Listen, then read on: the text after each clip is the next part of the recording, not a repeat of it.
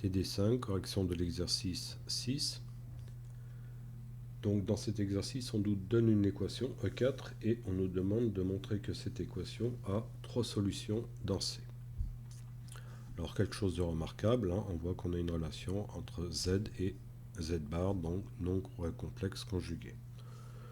Donc ce qu'on va faire, c'est rappeler que Z est un nombre complexe, donc de la forme algébrique A plus IB, et son conjugué sera de la forme A moins IB, Z bar.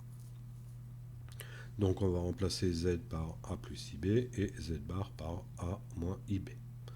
Ensuite, on va développer. Donc là, on a une identité remarquable. Donc A au carré plus 2I AB. Le moins, en fait, provient du I qui va être... donc j'aurai l'ensemble qui sera au carré. Donc I au carré sera égal à moins 1. Ce qui explique donc le moins B au carré. Ensuite, donc 2 fois A moins 2A. Ensuite, moins 2 multiplié par moins IB, ça nous donnera plus 2IB. Et il me reste plus 1. Ensuite, ce que je vais faire, c'est séparer les parties réelles et les parties imaginaires. Donc tout ce qui est réel, c'est A au carré, moins B au carré, moins 2A plus 1, c'est réel. Et le reste, donc, va être imaginaire. Je vais donc obtenir, en fait, deux équations d'inconnus A et B. Donc je vais noter l'équation 1, l'équation 2. Je vais commencer par l'équation 2, qui est la plus simple. Et je vais tout diviser par 2. Donc 2 est un nombre différent de 0, j'ai le droit de le faire. Je vais obtenir donc AB plus B égale 0. Et je vais pouvoir mettre B en facteur, ce qui nous donne B facteur de A plus 1 égale 0. Donc c'est une équation produit, c'est-à-dire que cette expression sera nulle si B est égal à 0, première possibilité, ou si la parenthèse est égale à 0, c'est-à-dire A égale moins 1. Donc, je vais m'intéresser au cas où B est égal à 0. Qu'est-ce qui va se passer cette fois dans l'équation 1? Donc, je vais remplacer B par 0.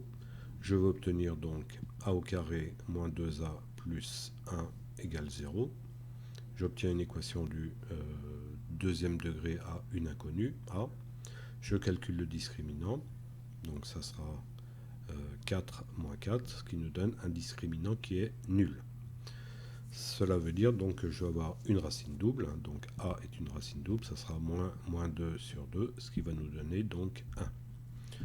Donc, si B égale 0 et A égale 1, la première solution de l'équation E4 sera Z1 égale 1. Ensuite, j'ai A égale moins 1. Donc pareil, je vais remplacer A égale moins 1 donc, dans l'équation qu'on avait au début. Ce qui va nous donner donc 1 moins B au carré plus 2 plus 1 égale 0. Donc B au carré égale 4.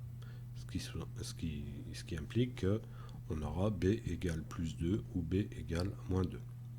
Donc A est égal à moins 1 et B égale soit à plus 2, ce qui va me donner donc la deuxième solution, Z2 égale moins 1 plus 2i.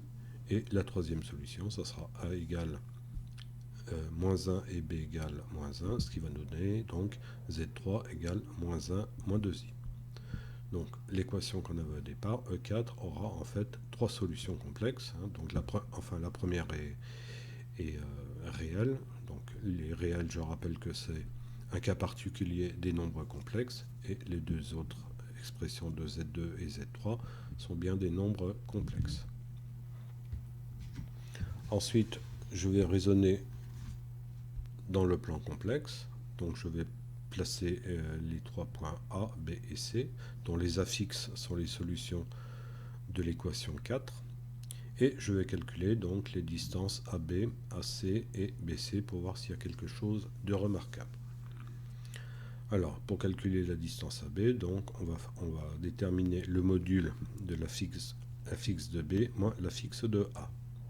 Ce qui va nous donner, donc on remplace ZB, donc ça va être l'affixe de B, moins l'affixe de A, donc A c'est ce point-là sur le plan complexe. Je vais obtenir donc AB, le module donc, qui est égal à racine de 8, Je fais pareil pour BC, donc affixe, donc module de l'affixe de C moins l'affixe de B. Je vais obtenir tout calcul fait, donc 4.